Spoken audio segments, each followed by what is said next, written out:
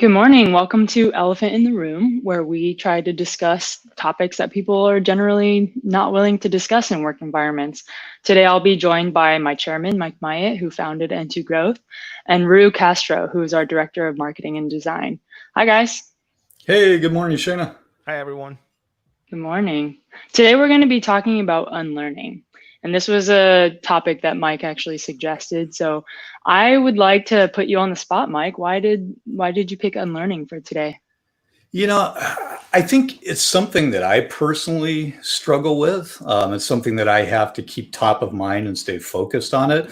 And I find that a lot of my clients struggle with it as well. So, when you've been in the business world for decades, there are certain things that you view as closely held truths. And, leaders are really good at challenging others, but they're not always really good at challenging themselves.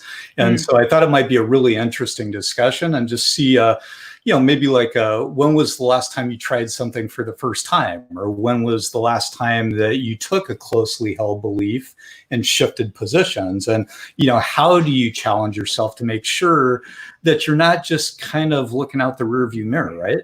Mm-hmm. I don't know. I think this is an interesting topic because I feel like unlearning, as I'm thinking about it, can take us into like 3,700 different conversation, which I think is good.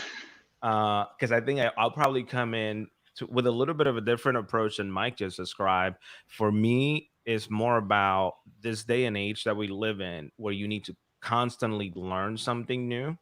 So it kind of forces you to unlearn something old, and you don't even realize you've done it. And how do you keep up at the pace that technology is moving, at the pace that society is moving? It kind of just forces you in a direction of you always have to keep moving. And if you don't, at least I think in the business world, it's like a shark. You will literally die. Like if you stop moving, you stop breathing, kind of a thing. Yeah.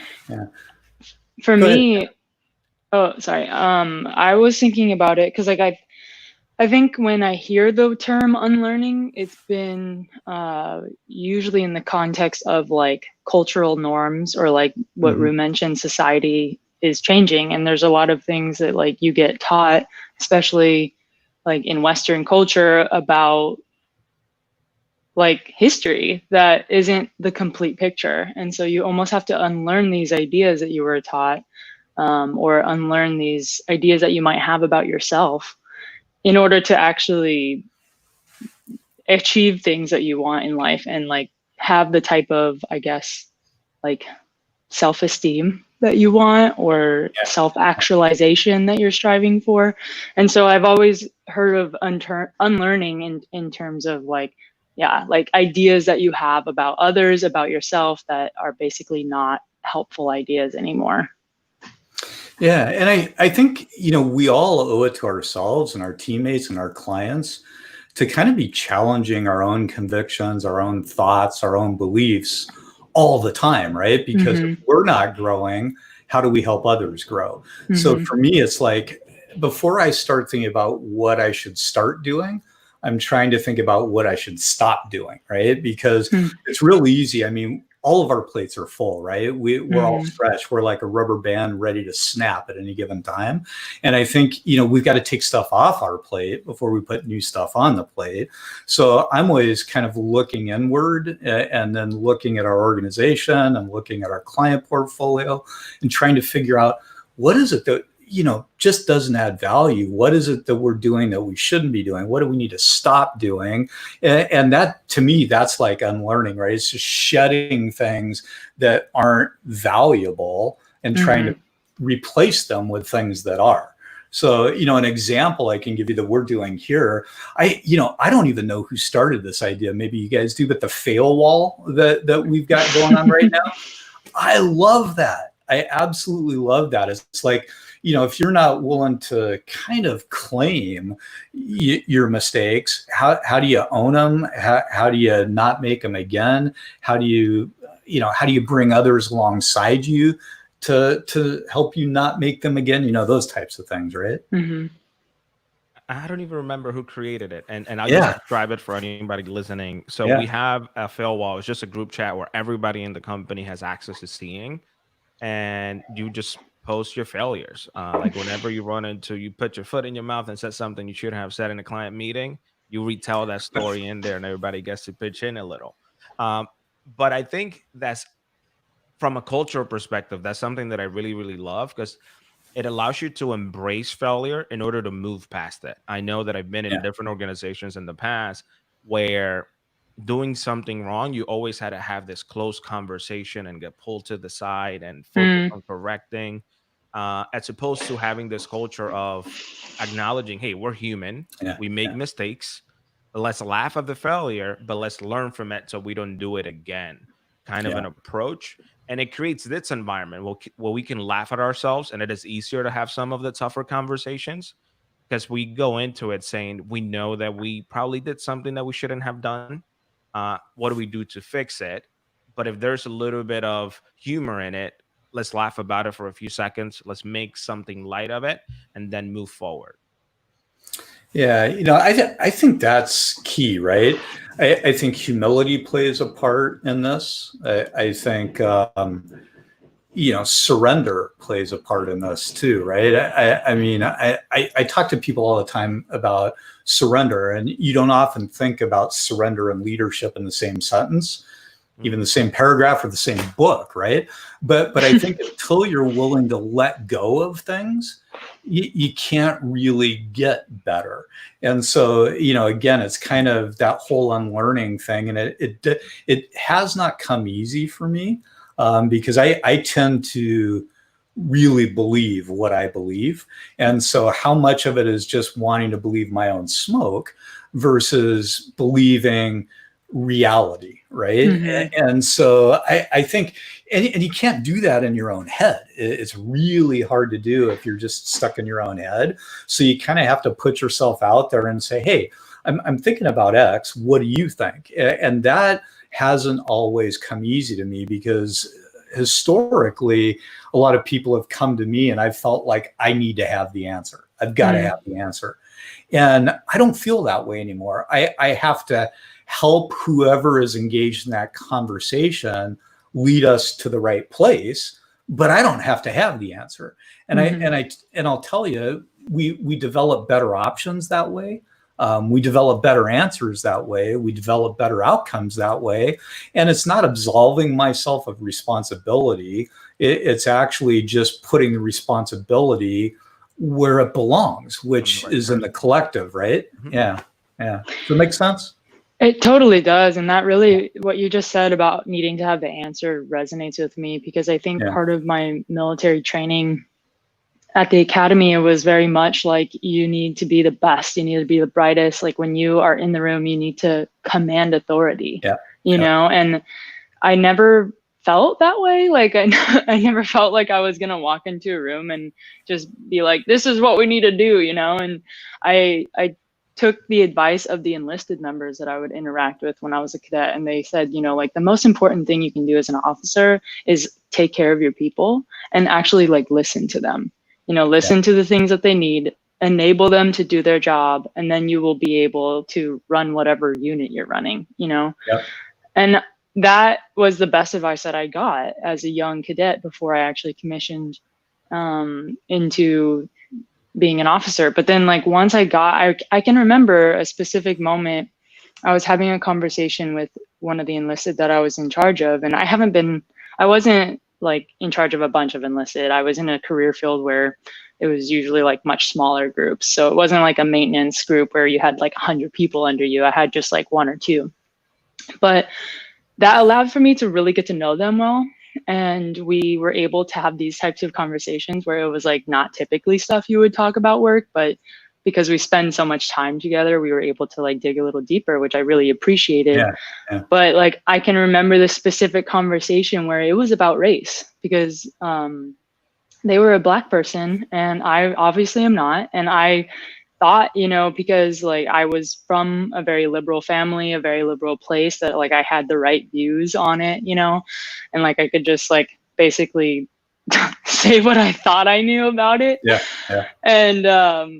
And they checked me. Like they were like, no, this is still happening. This is still something I deal with. And I was just like blown away by that. I was just like, oh, really? Like, I think the specific thing that they said was something about like Jim Crow laws and like the impacts that they were still having today. And I was just like, how is that possible? How would people let that happen and all this stuff? And it wasn't until after that conversation that I was just like, I need to educate myself more about this before I like just start saying like, we don't need to worry about racism or, and I don't know if I said that necessarily, but like I basically was downplaying like the impacts. And it's like, I can't say that. I don't know what it's like to walk through life as a Black person, you know? And so that was a very, I think, important unlearning moment for me because I thought I knew what I needed to know about race. And it's just like, we can always learn more and we can, every person that we meet is another opportunity to learn something about life from their perspective. Yeah, that's huge. I mean, for me, I grew up in a super conservative family. And, you know, I've been fairly conservative my entire life. But I would say over the last maybe 4 or 5 years, I'm thinking less about conservative versus liberal and trying to figure out what the right mindset is, right? You know, it doesn't have to be based on a platform or an agenda, but, you know, what creates the right outcome and, you know, what things are we holding on to just because we've always held on to them that don't serve us well, right? And so I think the more challenging conversations you can subject yourself to, the better you're going to be. And I think like with my clients, I mean, they expect me to walk into the room with answers, and oftentimes I have the answers, right? And I'm trying really hard to keep those answers tucked in my pocket and just go on an exploration journey. You know, let's really probe the problem, the scenarios, what's, you know, dynamics orbiting around the universe, second, third, fourth order effects. And let's see what other people's answers and solutions are, because there is no one right path to any place, right? You can get there from a lot of different directions. And if you're not willing to go on that journey, if you're not willing to just think even for a second that, hey, maybe I've got an answer, but is it the best answer?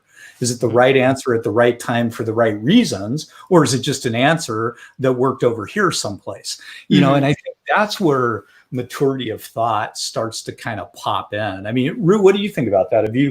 Has that kind of impacted you at all over time? In some ways, and it's funny because I was thinking, I was also thinking about what Shaina just shared, and I think it's the same approach. I think for me, something that has worked is approach each situation and each person as an individual. And I think sometimes it's hard because we have preconceived notions that by just looking at someone, we may assume things. But something that I've tried really, really hard is don't come up with assumptions. Just treat everybody as a person normally and as an individual, and then you get to learn it. And it's super interesting to see that, at least for me, people will usually impress you. You just have to give them an opportunity to do so. And I think being vulnerable enough to come in with an open mind can be key. And doing that even now in a business environment can be challenging, because I think, being honest, oftentimes we tend to be fairly selfish when it comes to a business environment. Like it's all about us in some way. So how do we take some of that away and allow ourselves to be vulnerable so that we can get to know other people and work as a team and grow as a team?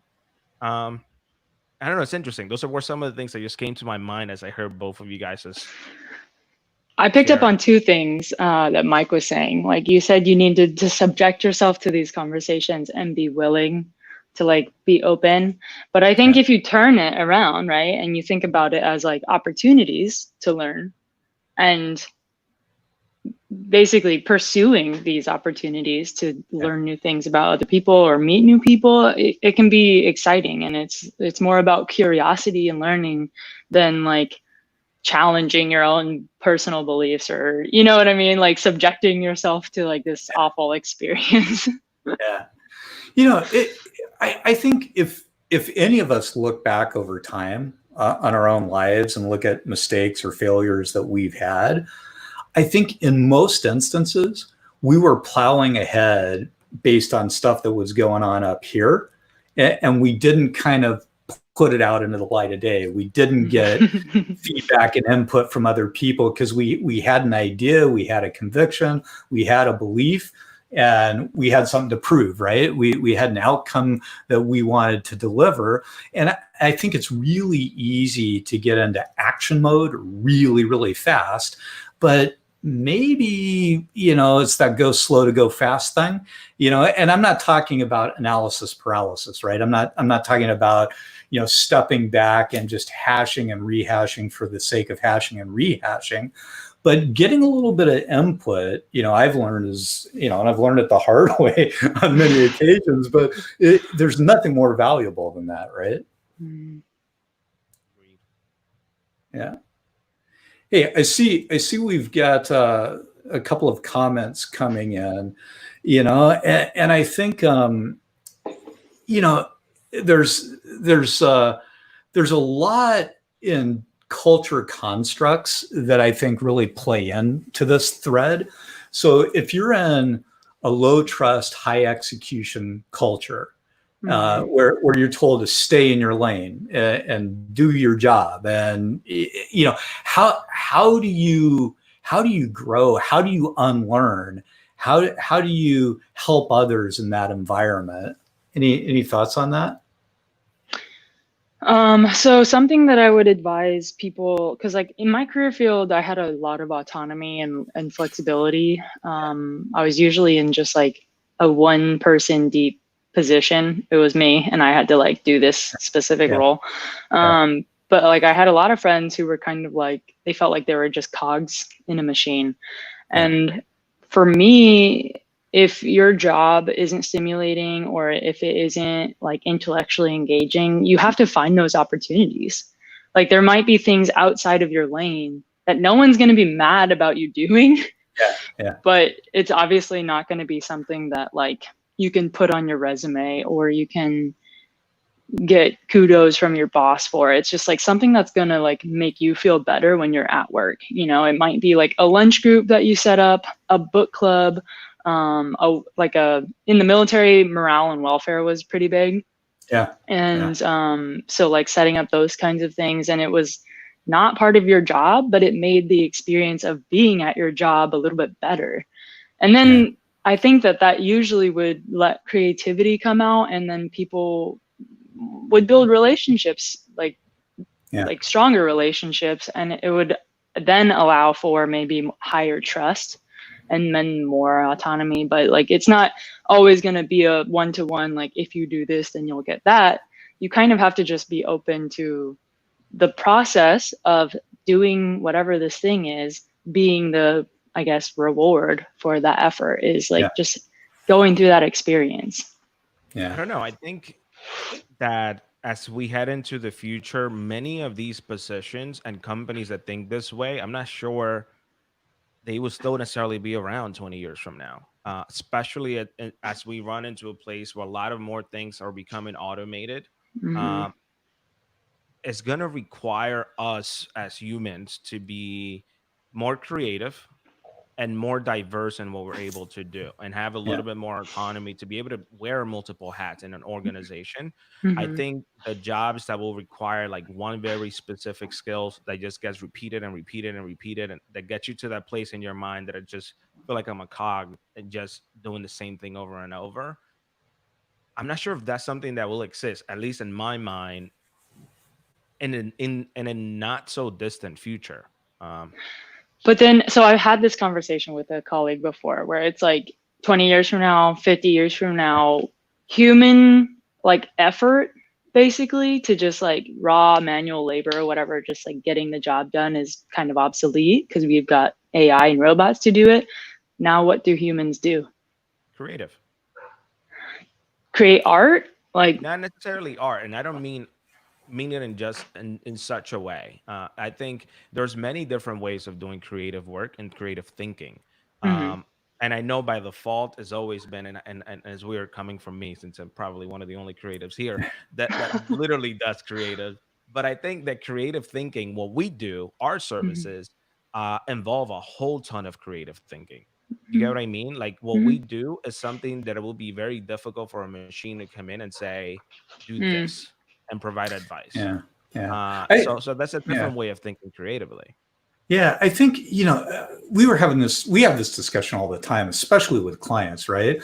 And I think people tend to juxtapose human talent versus value created by emerging technology, right?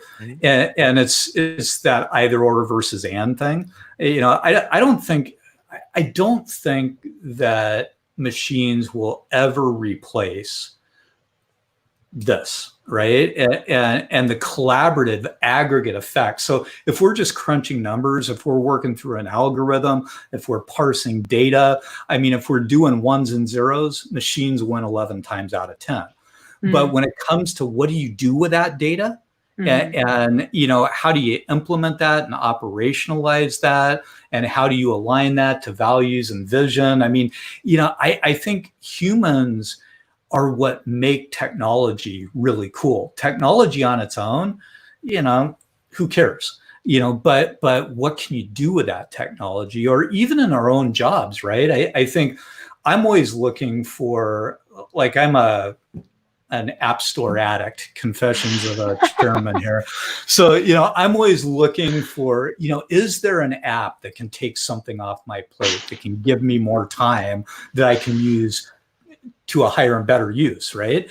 And so I'm not looking for technology to replace me. I'm looking for it to make me better, and I think that's the mindset that organizations are going to have to adapt. And I think that goes to unlearning, right? I mean, how much time do I want to spend doing certain things? And if I can automate that and improve that, or give me a data set that will allow me to have a more informed decision, those are all great things. But I don't think we can just turn the world over to machines. I don't see that. I mean, I think certain manual labor tasks will absolutely disappear. They already are, right? But as you move up in terms of value add that requires intellectual acuity and creative insights, and requires an understanding of real human dynamics, not just fact patterns, humans will always have a role there. Thoughts on that? Interesting, Mike. Because I was just doing a whole lot of thinking probably like 2-3 months ago regarding apps. Yeah. And the reason why I would have apps on my phone. And it was because we were about to transition into a whole new phone system here at N2. Yeah. And the part that I was thinking about, are we doing this? And it got me thinking even of my own behavior, because there is an app that does one thing well, and I think I need that one thing to do it very well in order to make me more productive. And I realized that, at least for me and my own phone, it got to the point where I probably had like 350, 400 applications. And I probably didn't use most of them. But when I downloaded it, I needed that one feature that was very, very well. And I think in business, oftentimes we think about it in a very similar way. Can we get this piece of technology that's going to make this one thing run super smooth, and is the brand new shiny toy that's going to make us way better? And then 2-3 months down the line, we think about it and we say, well, nobody's using it. Why aren't they using it? Why don't we adapt? So there is this method now from a discussion perspective. How do you lead a team to unlearn the old to adapt the new? Or is it sometimes better to stick to the old instead of throwing money at this brand new shiny toy? I think this all gets back to, so I think integration of anything, right? New thinking, new tools, new toys, new whatever, requires a different way of thinking. And I think what most organizations do is they'll switch on a new platform, they'll switch on a new tool, they'll move into a different environment, but they haven't made the why real to the people that are going to have to interface with those things, right? So there's an old technology saying usability drives adoptability. And so it has to be usable, it has to be functional, but you have to understand how it's going to make your world better. And if it's not going to make your world better, how it's going to make the world of those around you better, which in turn makes you better, right? And if leadership doesn't communicate that, if we just say, hey, we've got a new phone system, people are like, why? It's something new that I have to learn. But you have to take everything and break it down, get everybody alongside of it so that everybody's excited about moving it forward. And, I have failed on that front several times here because, again, confessions of the chairman, I'm a toy freak, right? I like new tools. I like new platforms. I like to explore things, test boundaries, and I like to get things into the market so I can see how the market reacts to it. But I don't always pause long enough to bring people along. Sometimes, I get feedback all the time, and it's something that is hard for me, and I work on it all the time. And I try and get my clients to understand this. Just because you have a big title doesn't mean that you're really in charge, or at least it shouldn't, right? I mean, my job is not to task people. It's not to be in charge of people. It's to unlock and unleash people. And I can't do that unless I think of you, like I think you guys as teammates, right? You don't work for me, you work with me. But sometimes that puts me in a really uncomfortable place because I'll be in a conversation. I'll be, boy, did they just say that? Sons that are paychecks, and I'm like, no, don't say that. Because I can't think like that, right? The minute I think like that, I've failed. So I think that's the big trick here is we just have to get people to be real. We have to get them to be willing to just kind of engage in, again, not the right person, the right outcome, not the right opinion, the right move on the chessboard. And that's hard. And if you don't admit that you struggle with that, you'll never overcome that. Because I believe that we all struggle with it. Because I have never walked in to a client's office and been, wow, he knows everything. She knows everything. They know everything. Sometimes they think they do, but they don't. And so, it's hard not to be the smartest person in the room or try to be. You got to step back from that. I mean, what's the old saying? If you're the smartest person in the room, you're what? In the wrong room, right? And so I think surrounding ourselves with really smart people, like I love these conversations, because I love to listen to you guys because, I hear something, I go, you know what? They're right.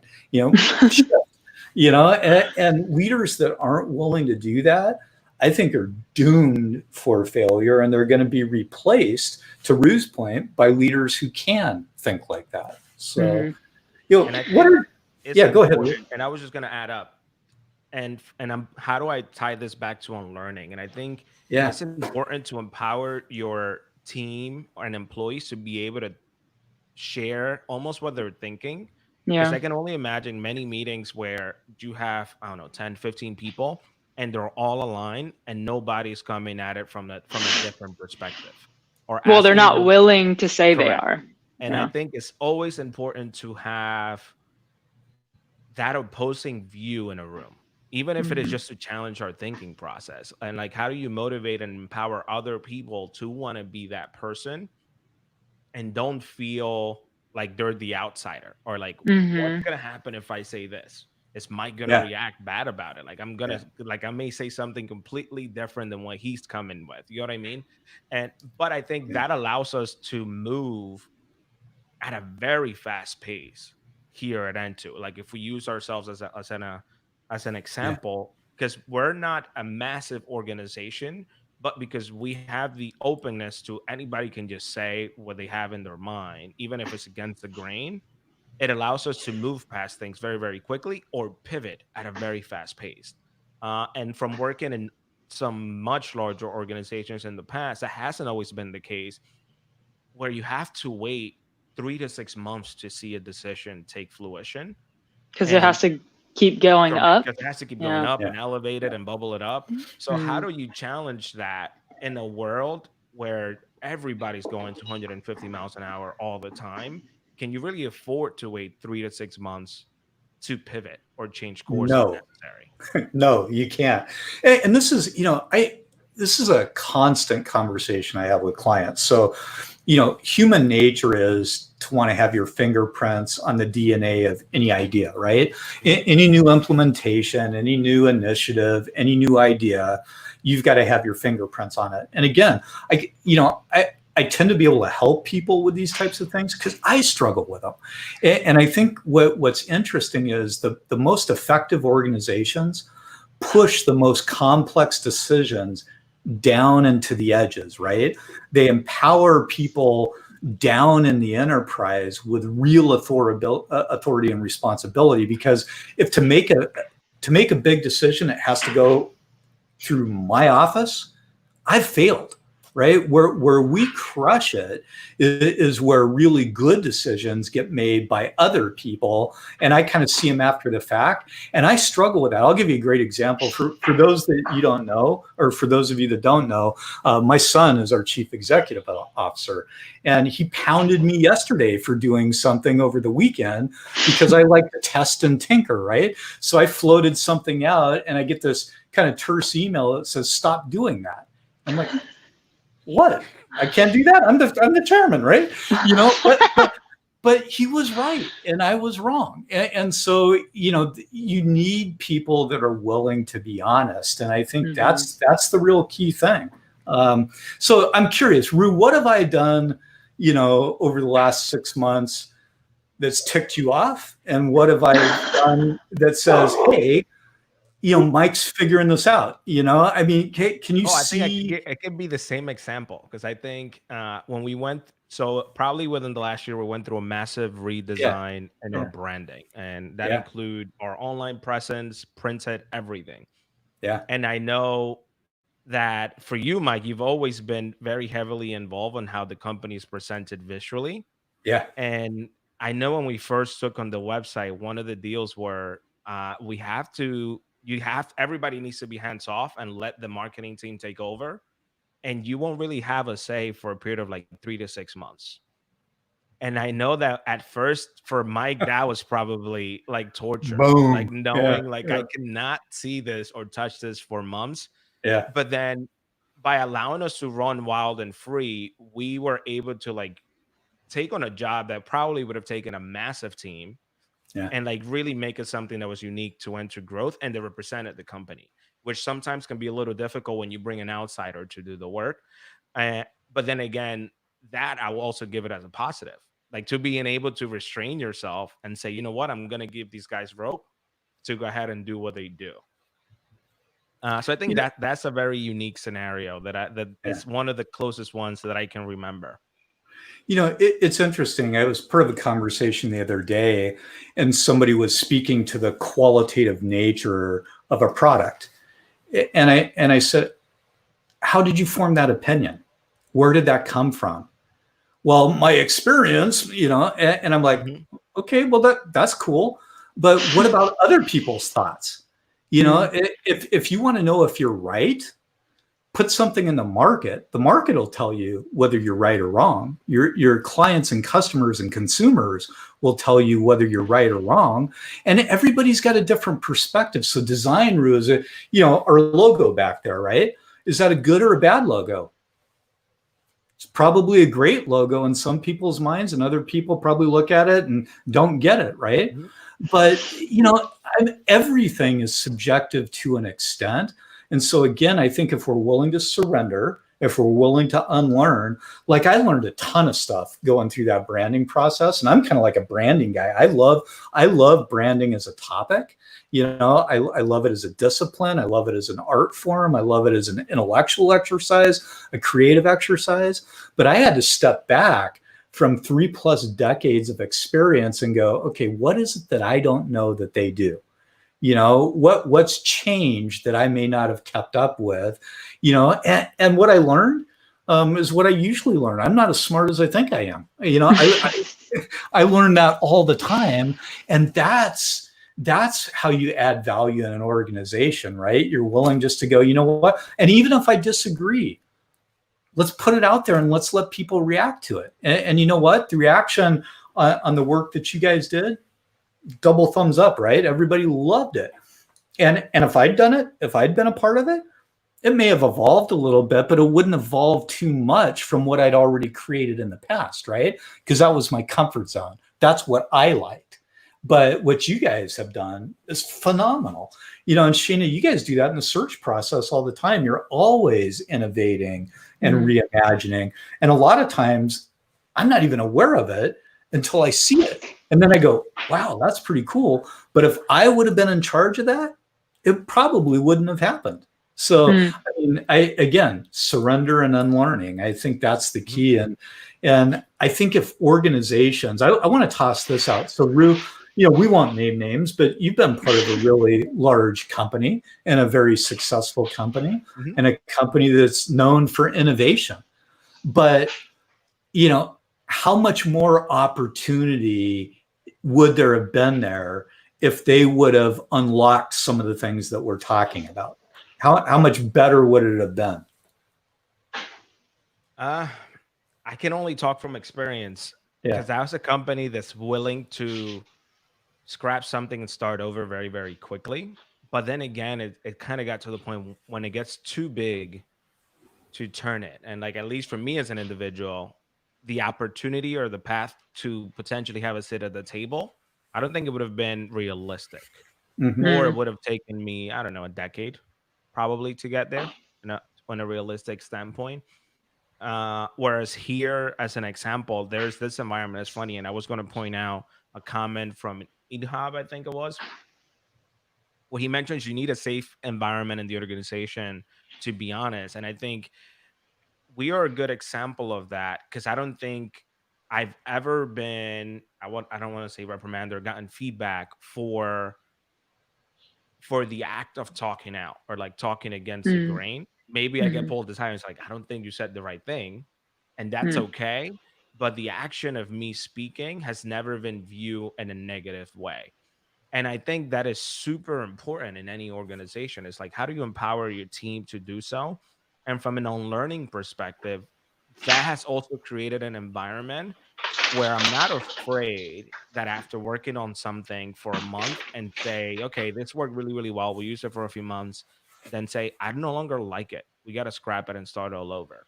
And I know Dan, for example, if I take Dan Evans as an example, I know he's often necessarily not a fan of that. But I think I got into this point where I'm willing to, and as a designer, this is hard because I think anything I design is like a child to me. And I'm like, but to have to say, you know what, let's scrap it and start something different. Let's do something better. It's tough, but I think it has gotten me to this point where I'm willing to say, and it doesn't take much convincing. Like if somebody gives a little bit of feedback and I'm like, okay, maybe we can change it, I'm willing to like go and say, cool, that's old, that's no longer matters. Let's scrap it. Let's start all over. How do you create an environment that fosters that type of thinking? And in big part is that I don't think like my job is on the line for making a decision to completely change path. As long as I know that I have a positive intent in mind. And the reason I'm doing it is to make sure the company is presented in the best light all of the time. Yeah. No, it's that safe environment thing. So I think safety begins with the courage to be straightforward. And, I can just look at the evolution of my career and the clients that I work with. And when I used to walk in and say, hey, you know what? There's a better way to do this, zig instead of zag. Or, hey, that's an interesting idea, do X. I mean, it worked. But when I got honest enough to sit down and say, really push them or call BS on them or call BS on myself or say, hey, what do you think about this? And explore deeply options. I mean, it's the realness that makes it work, right? And so I think the value that I've been able to add to clients and the engagement level, I mean, I can almost mark it, the more transparent I get, the better the outcomes are. And I think I've seen that here internally. So how do you create a safe environment? It has to start with the top, but it requires some responsibility in other places in the organization, because, the example that you gave earlier, Rue, where everybody's in a room and nobody's pushing back on anything. If you're in a room where that happens here, that's an area that would cause your phone to ring and me be on the other end of it, right? Because I want to, how can we let that happen? That's intellectually dishonest. There's no way 15 people in the room agree on everything. No way, if people are being honest. So, the people in the room have to be honest, and the leadership has to be secure enough in their own skin, to take a couple of shots to the jaw, right? I mean, I feel like this thing's been wired 10 times, because, but if you're not willing to lead with your chin, you're not going to get the outcomes that you're looking for. I think one of the examples at N2Growth that stands out in my mind is when we were at our West Coast onsite. And for most of us, it was the first time that we were meeting each other, in person. So we'd been working virtually, but we hadn't gotten to actually sit in the same room and have a discussion in person where you can feel people's energies, and it's much more personal when you're actually sitting in the room together.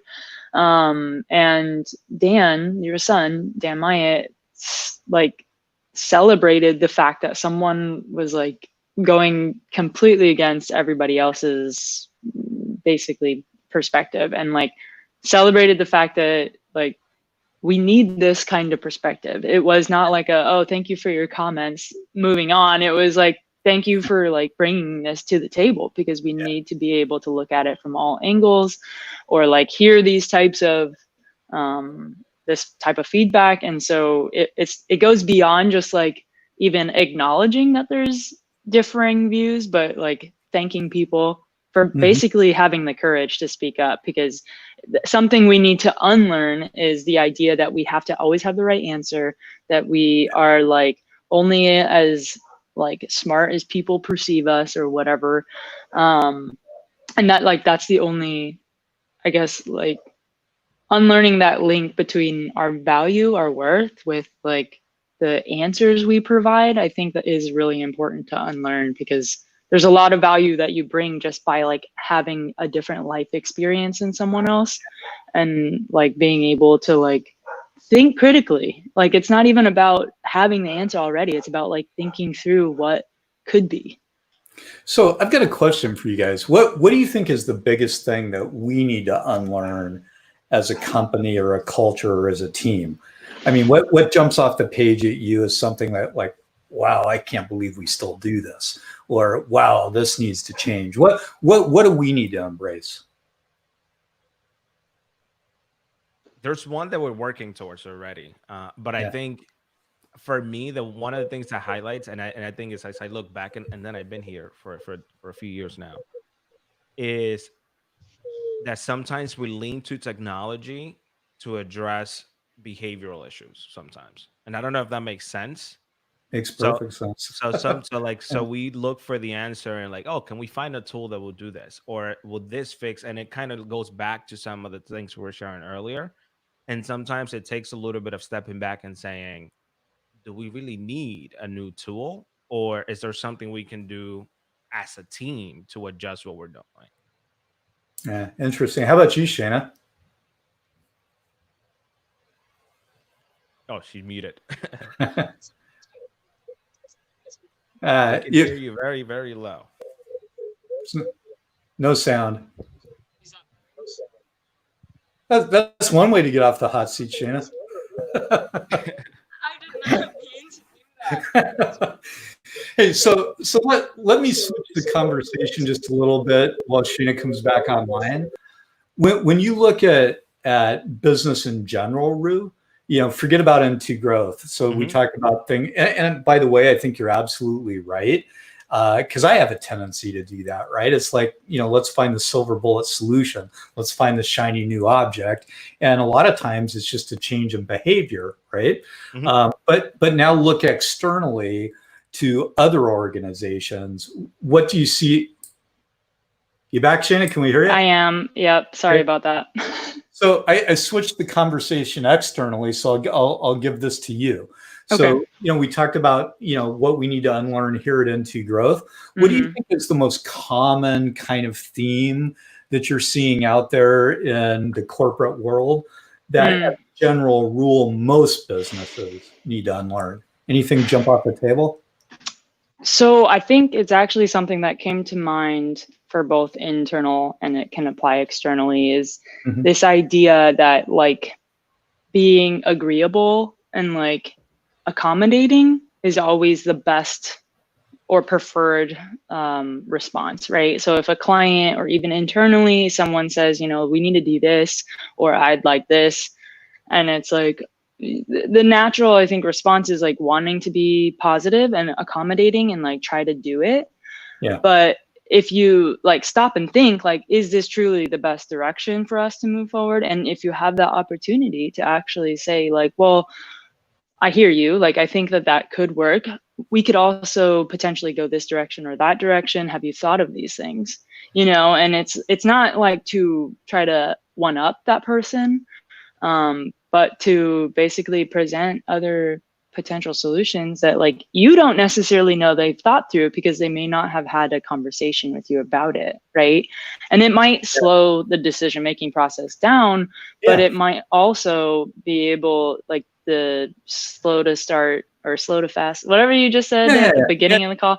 Like spend a little time up front, like sorting through the potential options so that the one that you end up on is truly the one that you're going to stick with. And I think something that I learned from like a case study comparing like American and German businesses was that like in Germany, that's like typically their MO, like they go through every single potential choice and then like think through like what are the potential outcomes, whereas like in America we're more iterative, like we're gonna just like try this and if it doesn't work pivot, and if that doesn't work we'll pivot again, and it's like we just like go hard at things, and neither way is necessarily wrong. It's just like what is working for that group, because I do think it's like highly contextual. Like a small company like ours, we can pivot a lot and like people can all sit at the same table, you know, we can have this conversation together. Whereas like a highly matrix organization, probably it's going to take a lot of coordination to get like stakeholders from different groups all sitting at one table, you know? Yeah. You know, there was a comment from Ehab that talked about experiment, right? And I think that's absolutely right. You know, you don't know what you don't know. You have to test it, right? And you have to be willing to experiment. And I think that's just super key. And I see that a lot as people won't take a risk. And so, you know, if you're not, you know, if all you do is manage risk, you miss opportunity. If all you do is chase opportunity, you incur risk. So where do you fall on that spectrum? And can you align and operationalize the organization around that? And that's what a lot of people miss. You know, they get into roles and routines and norms rather than trying to break the roles, the routines, and the norms.